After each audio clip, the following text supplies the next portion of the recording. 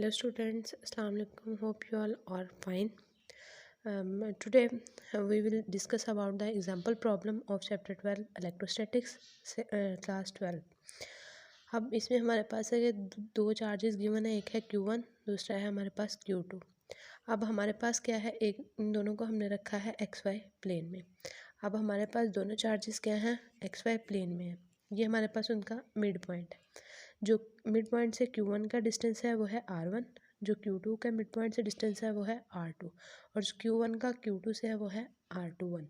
अब हमारे पास जो है R1 की वैल्यू गिवन है 3J एंड R2 की है 4I. अब हमारे पास यहाँ पे हमने मालूम करना जो Q1 एग्जर्ट कर रहा है फोर्स Q2 पे, मतलब F21 हमने फाइंड करना है. अब हमारे पास R1 है 3J, क्योंकि हमने पढ़ा है कि R में हमारे पास प्लेन होता है XI प्लस YJ और प्लस ZK. अब इसमें हमारे पास सिर्फ वैल्यू गिवन है Y वाले की और इसमें हमारे पास X वाले की.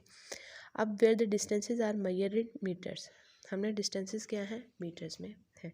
अब सबसे पहले हमारे पास गिवन है Q1 100 माइक्रोकूलम. 1 माइक्रो इक्वल होता है 100 इंटू 10⁻⁻6 कूलम. Q2 है 50 माइक्रोकूलम, 50 इंटू 10⁻⁻6 कूलम. R1 है 3J और R2 है 4I. फोर्स मालूम करनी है हमने F21. अब हमारे पास F2 कूलम्स लॉ के अकॉर्डिंग हमारे पास क्या है, F21 1/4πε Q1 Q2 over R² R21.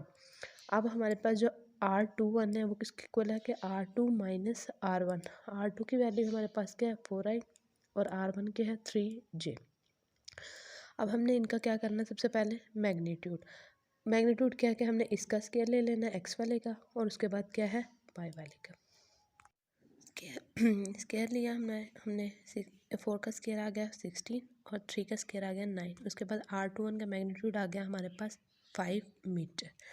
Then हमारे पास हमने पढ़ा कि यूनिट वेक्टर हमारे पास इक्वल होता है vector divided by its magnitude.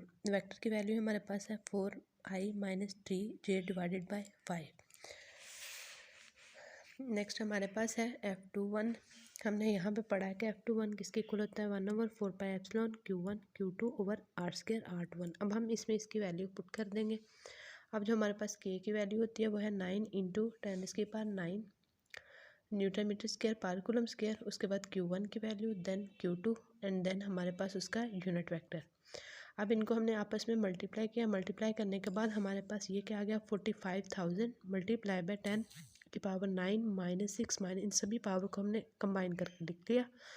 Multiply 4I minus 3J वैसे का वैसे. जब हम इनको मल्टीप्लाई करेंगे तो हमारे पास आंसर आ जाएगा 1.44I माइनस 1.08J. देन हमने इसका क्या किया, मैग्नीट्यूड फाइंड किया. मैग्नीट्यूड इसका आ गया हमारे पास 1.8 न्यूटन. अब हमारे पास सेकंड चीज़ इसकी क्या है, डायरेक्शन. डायरेक्शन के लिए हमारे पास होता है tangent inverse y over x. अब हमारे पास y की जो वैल्यू है वो है माइनस 1.08J. 1.08 ओवर 1.44, तो हमारे पास इसका आंसर आ जाएगा 37 degree on x axis. Thank you.